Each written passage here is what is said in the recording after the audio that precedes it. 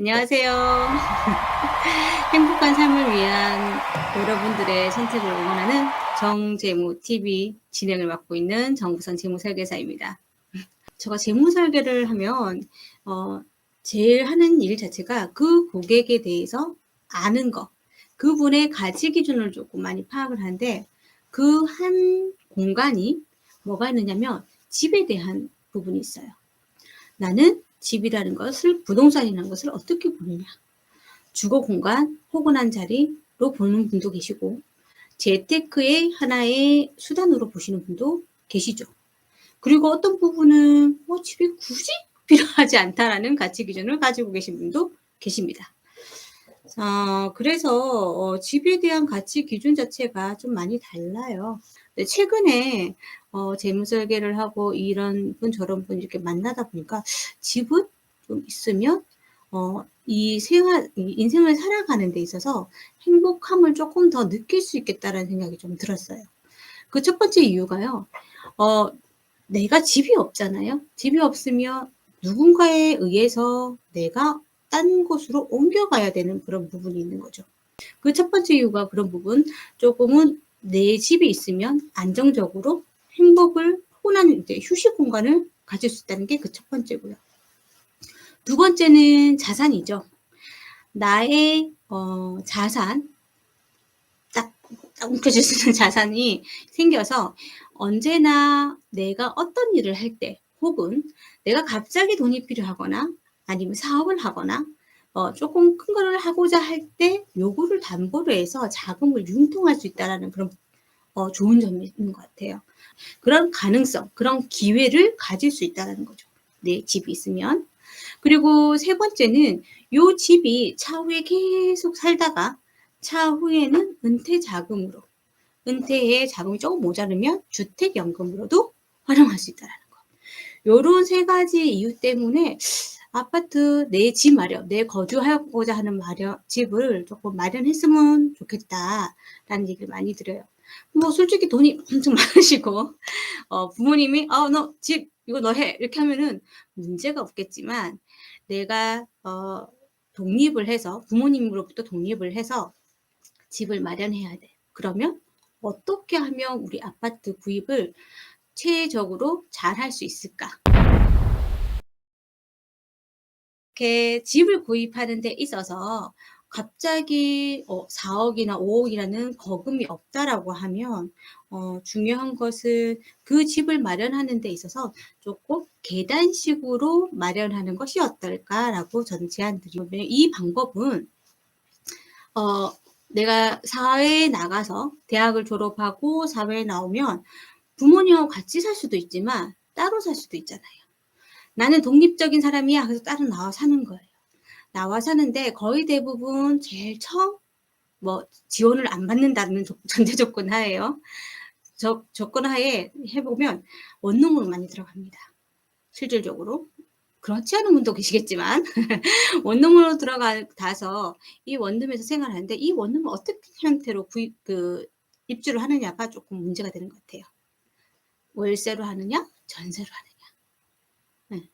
여기서 솔루션에서는 전세로 하시길 권해드려요. 자, 자그마한 난 3천만 원짜리 전세집에 살다가 돈을 좀 모아서 7천만 원짜리 전세를 살다가, 그리고 1억 짜리 전세를 살다가, 요런 식으로 자금을 조금씩 늘려가는 거죠. 그러다가 결혼을 하시고 뭐 신혼부부가 되면 제일 쉽게 취할 수 있는 게, 여러분 많이 아시죠? 아파트 분양. 분양을 하시는 거예요. 분양을 하시게 되면 특히나 첫 집 마련이라든지 혹은 신혼부부라든지 이런 부분들 같은 경우에 가점이 많이 붙기 때문에 청약을 하시게 되면 바로 되실 가능성이 높고요.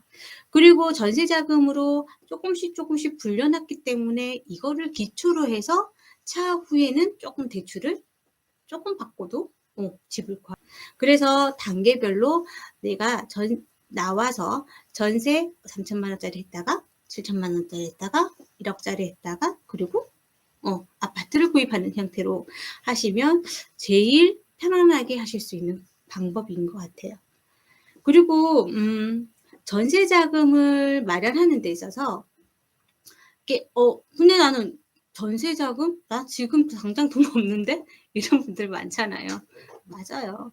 처음 탁 회사에 딱 나와서 아직까지 뭐 1, 2 년도 안 됐는데 독립을 해야 되고 이럴 경우에는 실질적으로 집에 있거나 아니면 기숙사에 들어가서 목돈을 조금 마련해서 나가시는 것도 좋겠지만 그게 제일 좋은 방법이죠. 그리고 어느 부분에서 내가 자금을 전세 자금을 조금 규모를 있게 늘려나가는 데 있어서 요즘은 전세자금 대출을 좀 많이 받을 수 있잖아요. 자, 이 전세자금 대출을 어떻게 받느냐가 또 관건입니다. 예를 들어서 전세자금 대출을 마련을 하는 데 있어서 여기서 키포인트는요. 대출을 갚는 형태 자체가 이자만 갚아나가는 형태보다는 원리금으로 갚아나가는 형태로 하셨습니다. 이자만 갚아 나간다라는 것은 내 월급, 내 자산이 늘어나지 않는 형태예요. 근데 원리금으로 한다라고 하면 원금과 이자를 한꺼번에 갚는 거기 때문에 아주 자산이 조금씩 늘어나는 거죠. 그래서 매번 전세 자금을 올릴 때 대출을 좀 내고 그 대출을 다 갚는 그 시기에 또다시 조금 더 큰, 조금 더 큰 이런 식으로 가지고 나가시면 규모가 조금씩 커지겠죠. 근데 여기서 제가 최근에 뭐 내지는 여러 제가 상담을 하면서 아파트 관련해가 혹은 주거 관련해서 좀 이런 부분이 있었어요. 내가 이 아파트 너무 좋은 거예요. 그래서 조금 무리를 해서라도 넓게 살았어요.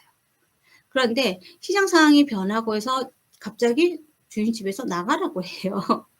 그래서 나갔는데 막 해보니까 이게 너무 이 돈으로는 이만한 좋은 집을 가질 수가 없는 거예요. 물건들은 너무 크게 해놨는데 다른 작은 집에 가니까 어때요? 뭐 상관은 없죠. 뭐 내 전세 자금이 있기 때문에 내 집이 아니기 때문에 상관은 없는데 심적으로 이 조금 넓은 집에서 살다가 좁은 집으로 가면 심리적으로 조금 내가 불행해지는 그런 마음을 조금 느낄 수가 있어요. 그래서 실질적으로 저는 집을 구하시는 데 있어서 너무 처음부터 큰 집을 구하는 것보다 적정하게 구하기를 권유드려요. 그리고 어떤 분은 이렇게 얘기하세요. 대출을 내는데 이자만 나 갚고 나머지 금 저축해가지고 나중에 그 전세자금을 갚으면 되는 거 아니야? 네, 맞아요. 그러셔도 돼요. 근데 이런 경우가 많아요. 제가 재무설계를 하다 보면 어떤 목적에 맞춰서 돈을 모으긴 시작해요. 모으긴 하지만 참 이 돈이 유동성이라는 게 있으면요. 쓸 수 있는 가능성이 있으면 어디든지 눈이 들어와서 가져나가더라고요. 그래서 어떻게 보면은 목돈 마련할 적에는 조금 묶이는 자산, 무조건 갚아야 되는 거 이런 형태로 가져가시는 게 조금 합당하지 않을까. 아파트를 구입할 때 청약을 해야 된다고 했잖아요. 그래서 우리 대학생들이 이제 사회에 처음 딱 발을 들이면 청약 종합통장은 꼭 가입을 하시는 게 좋습니다. 그리고 요즘은 또 상품마다요. 청년이 가입을 하게 되면 이율이 엄청 높은 그런 청약 종합통장도 있어요. 예, 그리고 찾아가지고 꼭 가입을 하시되 이 청약 종합통장을 가입을 하시고 난 다음에 어떻게 해야 되느냐? 돈을 입금을 해야 되죠. 근데 너무 많은 금액을 입금하실 필요는 없어요. 그렇다고 이율이 그렇게 높은 건 아니니까 일정 금액을 조금씩 넣으시다가 내가 원하는 분양 아파트의 크기에 맞추어서 일정 금액 넣고 계속적으로 넣을 필요 없이 일정 금액이 딱 찾으면 청약을 할 수 있는 가이드라인의 금액이 딱 찾으면 스톱 그만하시면 되겠습니다. 그리고 근데 아까 전에 이제 아파트 구입 관련해서요. 구입하기 전에 우리가 전세로 갔다가 조금 더 큰 전세, 그다음 좀 더 큰 전세로 가는 과정에서 중요한 부분이 있어요. 어떤 부분이냐면 내가 전세로 돈을 넣었는데 다른 곳에 이사를 가려고 해요. 아니면 내가 전세 자금을 다 넣었어. 아파트 분양을 했어. 이제 아파트 분양으로 들어가려고 하면 이 전세 자금이 있어야 되죠. 찾아가야 되거든요. 그런데 주인집이 이렇게 얘기해요. 지금 나는 돈 없어. 당신이 여기에 들어올 세입자, 딱 정해지면 그 사람한테 돈 받아서 당신한테 줄게. 이런 경우 엄청 많잖아요. 자, 그래서 제일 중요한 건 이 솔루션으로 하려고 하면 전세 자금에 대해 보호를 해야 됩니다. 이 솔루션은 진짜 돈 아파트 가지고 계신 분은 조금 의미가 없으실 수도 있어요. 하지만 이 사회 초년생이나 혹은 신혼부부나 그리고 부모님의 도움이 없이 혼자 탁 하실 그런 분들한테는 좀 괜찮은 방법인 것 같아요. 저희 고객들도 이런 식으로 해서 올해 12월 달에 부산 쪽에 입주하시는 고객이 계세요. 자, 그리고 인제 또 집을 마련하기 위한 솔루션에서 유의하자면 대출의 늪이에요. 이 대출이라는 것 자체가 한 예로 제가 한 4-5년 전에 만난 고객인데요. 이분의 그 집에 대한 가치 기준은 뭐였느냐면 "난 무조건 필요 없어. 집은 무조건 사야 돼." 이주의가 좀 많으셨어요. 그러니까 남편분이. 자, 그래서 두 분이 만나서 결혼을 하자마자 바로 대출을 내 가지고 집을 샀어요. 그때 당시에 부동산 관련해서 대출이 엄청 많이 나왔었거든요.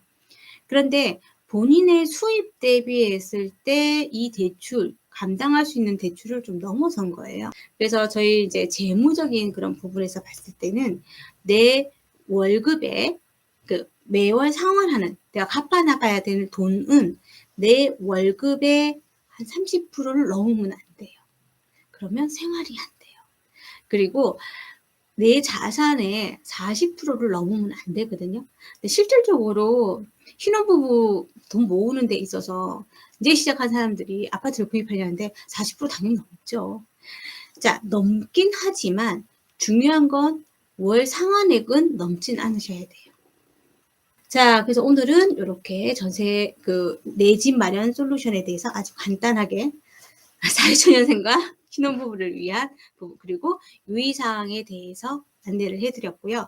자, 그리고 그러면 다음 주 안내를 갖다가 조금 그래도 보여 드릴까요? 만들었거든요. 되셨나요? 다음 주 주제는 내 전세자금 보호하는 방법에 대해서 할 거고요. 28일 저녁 8시 를 조금 알차게 지나간 것 같은데요. 아주 작은 거예요. 작은 거부터 짜끔짜끔하게 행복을 누려가는 오늘 하루가 되셨으면 좋겠고 내일도 행복하셨으면 좋겠고 모레도 행복하셨으면 평생 행복하셨으면 좋겠습니다. 오늘은 이것으로 마치겠습니다.